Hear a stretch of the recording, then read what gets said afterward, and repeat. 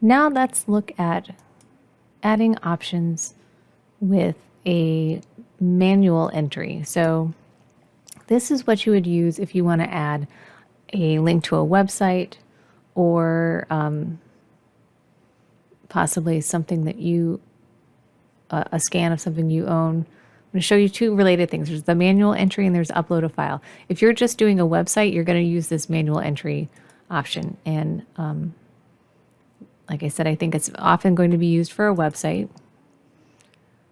It could be used for a book or other item that we don't own. If you just want to make sure that the students are aware of its existence, even if you don't have a way to give it to them, but they could request it through interlibrary loan, something like that. You could use this form. But for a website, this would be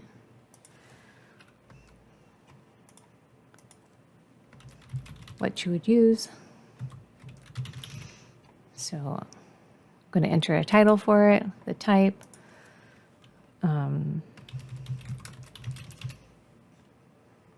It does require a creator, and of course, if you're putting in a website, you want to put it in a URL.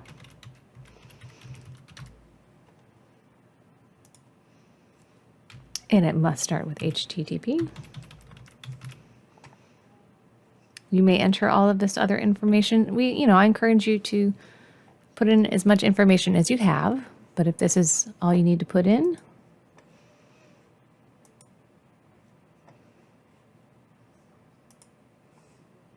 that works that way. So you can put in web resources you may find with the manual entry form. And just to show you that if you put in a article here, it kind of has the same information here. You're only required to put in a author, and you would enter the other information in here.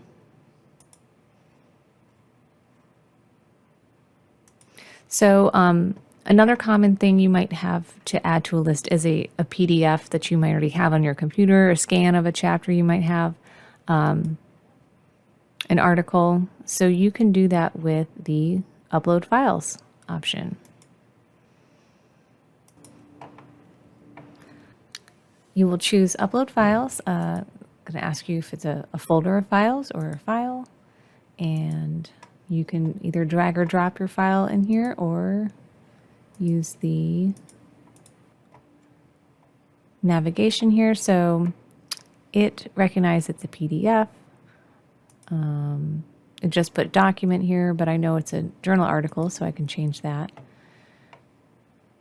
And it will ask you a question here about copyright. So your options here are either that the file is authored by you, so you have the copyright. You don't need to worry about it. This doesn't happen too often. What usually happens is that many of these things will be protected by fair use and educational purposes.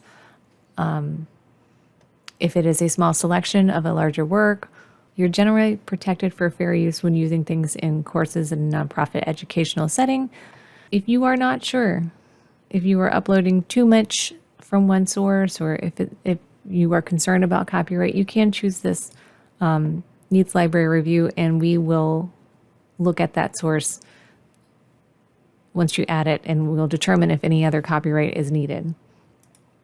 But to go ahead and if you feel pretty confident about using fair use, just choose that option, click on next. It is going to ask for some information. Now, sometimes at PDF, it'll be able to pull some information from the PDF about the title, ISSN, and other information. It just depends on what it can see on that PDF. It looks like it didn't pull in much other than the author's names on this one. And I can put notes on this just like the other things that I've added.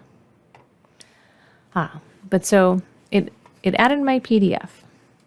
It also found that this is an article that is actually owned by the library in a database, and it put a direct link to that article from the place where we own it. So that's what's really cool, is that if you weren't sure about copyright, you'll find that if we own it in a database, we're covered here. And then you don't have to worry about it because we have it licensed for sure. Just to show you that if you upload a PDF, there is a native PDF reader in the reading list platform, and students can make their own notes on those PDFs. There's also a class discussion feature, which I will talk more about in another section of the tutorial.